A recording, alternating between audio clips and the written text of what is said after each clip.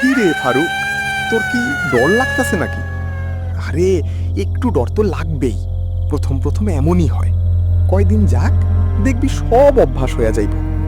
না মানে আলম ভাই, আমি ভাবতাছি এই যে মাসুম মাইয়াটা এত অল্প বয়সে দুনিয়া থেকে বিদায় নিল, তার একটু দেখনের মতো কেউ নাই রে ভাই।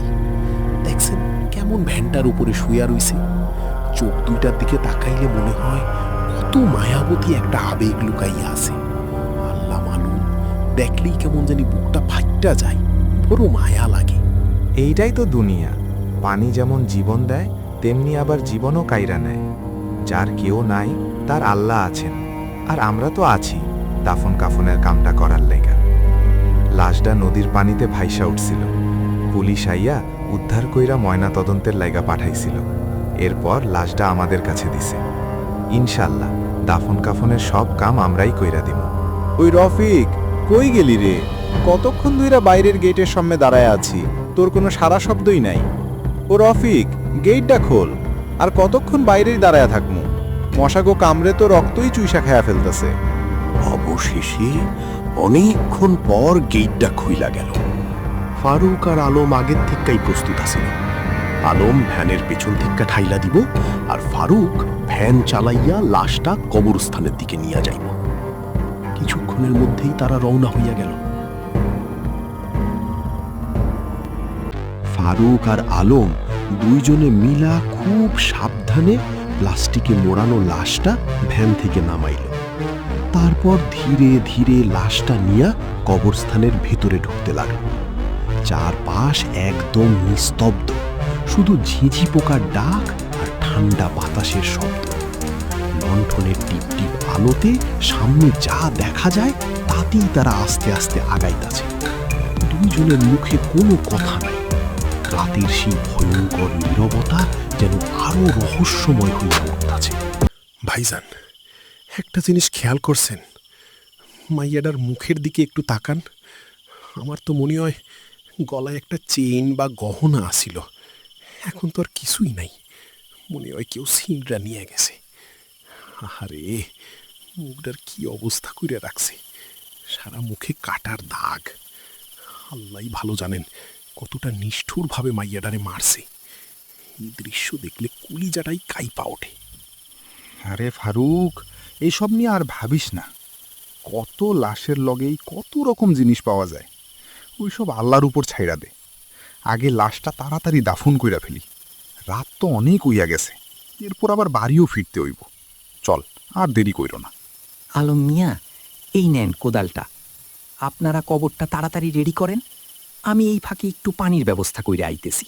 খগেন মিয়া, আমি একটু পানির ব্যবস্থা কইরা আইতেছি। এই কথা কইয়া সেখান থেকে চইলা গেল। আলম ভাই আর ফারুক দুইজনে মিলে কবরের জন্য গর্ত খুঁড়তে লাগল। আলম মিয়া কোদালটা হাতে লইয়া ঢাই ঢাই কইরা মাটি কাটতেছে, আর ফারুকও পাশে থেকে সমান তালে সাহায্য করতেছে।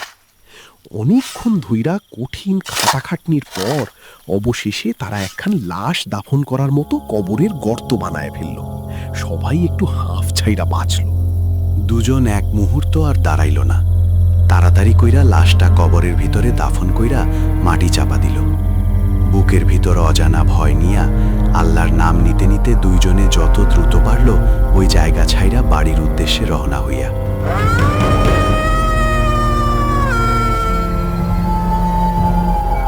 আলম ও ফারুক দুইজনা আস্তে আস্তে করে কবরস্থানের বাইরে গেটের কাছে এসে পৌঁছালো। গেটের কাছে এসে অনেকক্ষণ ধরে অপেক্ষা করছে আজকের পারিশ্রমিক নেয়ার জন্য। অনেকক্ষণ যাবৎ সময় কেটে যায়, রফিক ভাইতে আসার কোনো নাম নাই। এদিকে কবরস্থানের আবহাওয়াটা খুব একটা ভালো নয়। চারিপাশে যে কালো ঘন মেঘ যেন কবরস্থানটিকে আচমকা ঘিরে ফেলেছে। আশেপাশে সাই করে ঠান্ডা হাওয়া বইছে। আল্লাহ মালুম, ব্যাপারটা খুব একটা সুবিধের নয়। ভাইজান, রফিক ভাই তো এখনও আইলো না। আজকে এই কবরস্থানের আবহাওয়াটা কেমন জানি ভালো ঠেকতাছে না। চারপাশ থেকে একটা মিটমিটা পচা গন্ধ আইতাছে। আমার তো মনে হয় এই জায়গায় আর 1 মিনিটও থাকা ঠিক হইব না। যত তাড়াতাড়ি সম্ভব এইখান থেকে চইলা যাই, ততই আমাদের মঙ্গল। ঠিক কইছিস রে ফারুক, আমারও যেন কেমন কেমন লাগতেছে। চল এখান থেকে বাইর হইয়া যাই।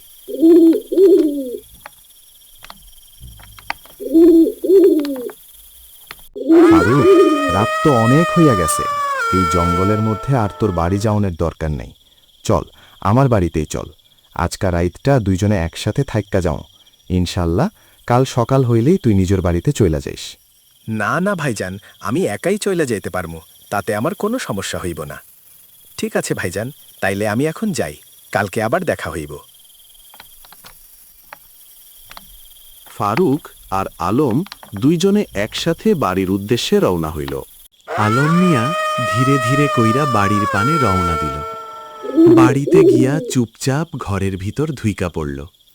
সারা রাতের এত খাটাখাটনি আর ক্লান্তিতে আর দাঁড়াইতে পারল না। বিছানায় গা এলাইয়া দিতেই চোখে ঘুম নেমা আইল, আর কিছুক্ষণের মধ্যেই গভীর ঘুমে তলাইয়া গেল। ঠিক সেই সময় হঠাৎ কইরা আল্লাহ, কেডা ওইখানে? দরজার পিছে কেডা? জবাব দে, ভয় দিস না। কেডা তুই? দাফন করা মাইয়াডা একটাও কথা কইল না, শুধু হাত দিয়া একটা ইশারা করল, তারপর নিঃশব্দে পা বাড়াইয়া ধীরে ধীরে ওইখান থেকে চইলা যাইতে লাগল। ফারুক, আমার ব্যাপারটা একদমই ভালো ঠেকতাছে না রে। কাল যেই মাইয়াডারে আমরা দাফন কইরা আইলাম, আল্লাহর কসম মনে হইতাছে সেই মাইয়াডাই আমারে কিছু একটা দেখাইতে দেখাইতে বাড়ির বাইর পর্যন্ত লইয়া আইছে। আমার তো মনে হইতাছে মাইয়াডা যেন আমাদের কিছু কইতে চায়। চল আর দেরি না কইরা একবার আবার যেই জায়গায় মাইয়াডারে দাফন দিছিলাম ওই কবরটার কাছে গিয়া দেখি। আল্লাহ ভরসা, হয়তো আসল রহস্যটা বুঝতে পারবো।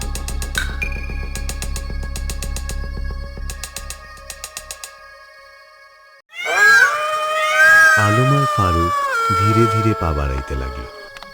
যেই জায়গায় গতকাল মাইয়াটারে দাফন কইরা আইছিল, ঠিক ওই কবরটার দিকেই দুইজনে রওনা দিল। চারপাশটা অস্বাভাবিক নীরব, আর দুইজনের বুকের ভিতর কেমন জানি একটা অজানা শঙ্কা কাজ করতেছিল। আলম ভাইজান, এই দিকে একবার তাকায়া দেখেন তো, মনে হয় মাটির ভিতরে কি যেন একটা পইরা আছে। ফারুক, এরা তো মনে হয় একটা পুটলির ভিতরে বাঁধা কিছু তাবিজ কবজ। আলম ভাই, এইটাই হইতে পারে। আমি তো কালকেই আপনাকে কইছিলাম মাইয়াটার গলায় যেন কি একটা আসিল। আমার তো মনে হয় এইটাই ওই জিনিস, কিন্তু আশ্চর্যের কথা, কালকা আমরা তো এইটা একবারও দেখতে পাই নাই। আমারে বাড়িতে নিয়ে যাও, আমি আমার বাড়িতে যাবো। আমার বাড়ি যশোরপুর গ্রামে। আমার আব্বার নাম আশরাফ আলী। আল্লাহর ওয়াস্তে আমারে আমার বাড়িতে নিয়ে যাও, আমি আর এখানে থাকতে চাই না। আলম ভাই, এইবার কিন্তু জব্বার বাঁচা বাঁচছি। আল্লাহর কসম, মরা মানুষের আত্মা নিজের কানে কথা কইতে শুনলাম। আর একটু যদি ওইখানে দাঁড়িয়ে থাকতাম, আমাদের কি হইতো সেটা একমাত্র আল্লাহই জানেন। চলেন ভাই, দেরি না কইরা তাড়াতাড়ি এই জায়গা ছাইরা বাড়ির দিকে রওনা দেই। ভয় তো আমারও লাগতাছে ফারুক, কিন্তু একটা কথা বারবার মাথায় ঘুরতাছে। ওই মাইয়াটা তো লাওয়ারিশ ছিল না। আমরা বড় একটা ভুল কইরা ফেলছি। তার বাড়ির লোকজনরে না খুঁজেই তাড়াহুড়া কইরা দাফন কইরা দিছি। আমার তো মনে হয় আল্লাহর হুকুমে হয়তো মাইয়াডার রূহ আমাদের কাছে এই কথাটাই কইতে চাইতেছিল, যেন আমরা তার পরিবারের কাছে খবরটা পৌঁছাই। আমাদের একবার তার বাড়ির লোকজনের খবর দেওয়া দরকার ছিল, বুঝছস ফারুক? যশোরপুর গ্রামও তো খুব একটা দূরে না। সামনের নদীটা পার হইলেই ইনশাআল্লাহ 2 ঘন্টার মধ্যেই পৌঁছাইতে পারুম। চল আর দেরি না কইরা রওনা দেই ভাই। এদিকে ওই মাইয়াডারে খুঁজে না পাইয়া তার আব্বা আম্মা দিনের পর দিন ঘরের উঠানে বৈশা কাঁদতে কাঁদতে একেবারে ভেঙা পইরা গেছিল। কারো মুখে কোনো কথা নাই, শুধু বুক ভরা কষ্ট আর অপেক্ষা, যদি একবারের জন্য তাদের আদরের মাইয়াটা ফিরা আসে। অন্যদিকে আলম আর ফারুক যশোরপুর গ্রামে পৌঁছাইয়া আশরাফ আলীর বাড়ি খুঁজতে তেমন একটা কষ্ট হইল না। গ্রামের কয়েকজনের কাছে জিগাইতেই তারা বাড়ির ঠিকানা পাইয়া গেল। এরপর দুইজনে ধীরে ধীরে আশরাফ আলীর উঠান দিয়া আগাইতে লাগল। বুকের ভিতর একরাশ অপরাধ বোধ নিয়া আস্তে আস্তে আশরাফ আলীর সামনে গিয়া দাঁড়াইল। তোমরা কারা বাবা? তোমরা কি আমার মায়াটার কোনো খোঁজ পাইছো? আল্লাহর ওয়াস্তে যদি কিছু জানো আমারে লুকাইও না। অনেক দিন ধইরা আমার বুকটা ফাইটা যাইতাছে। বলো বাবা, আমার মাইয়াটা কই? চাচা, আজকে আমরা আপনাদের কাছে একটা বড় ভুলের কথা কইতে আইছি। পরশু রাইতে পুলিশ নদীর পানির থেকে আপনার মাইয়াডার লাশটা কুড়াইয়া পাইছিল।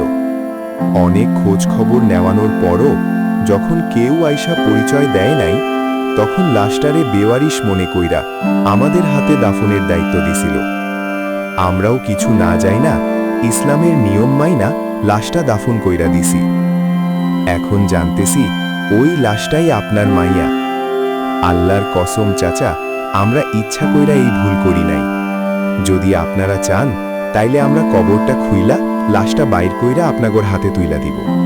বাবারে, আমার মাইয়াটা ওই জঙ্গলের পাশের নদীর ধারে কাঠ কুড়াইতে গেছিল।